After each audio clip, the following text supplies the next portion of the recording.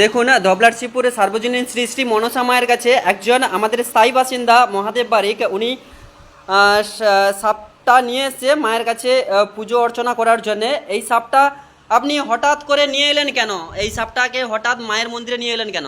আজ থেকে 25 দিন আগে আমার বাক্স থেকে হারিয়ে গেছিল, আজকে পেয়েছি। তাই মায়ের কাছে মানসিক করেছিলাম যদি মাকে পাই তাহলে আমি যে যখনই পাবো তখনই কিন্তু আমি মন্দিরে নিয়ে যাবো। তাই পাওয়ার সঙ্গে সঙ্গে বামন ঠাকুর বেরিয়ে পড়েছিল বাড়িতে যাওয়ার জন্য। তাকে বামন ঠাকুরকে ফোন করে রেখে মাকে নিয়ে এসে এখানে পুজো দিয়ে দিচ্ছি এইমাত্র। শুনলেন আপনারা আমাদের স্থায়ী বাসিন্দা মহাদেব বারিকের মুখে। মাকে চাইলে, ভক্তি ভরে চাইলে অবশ্যই মা প্রত্যেকের বাড়িতে এবং মায়ের মা মনের মধ্যেই থাকে, তো মাকে খুঁজে নিতে হয়। এই সাপটি মহাদেব বাবু লালন পালন করে নিজের সন্তানের মতো। তো উনাকে হারিয়ে ফেলেছিলেন 10 থেকে 15 দিন।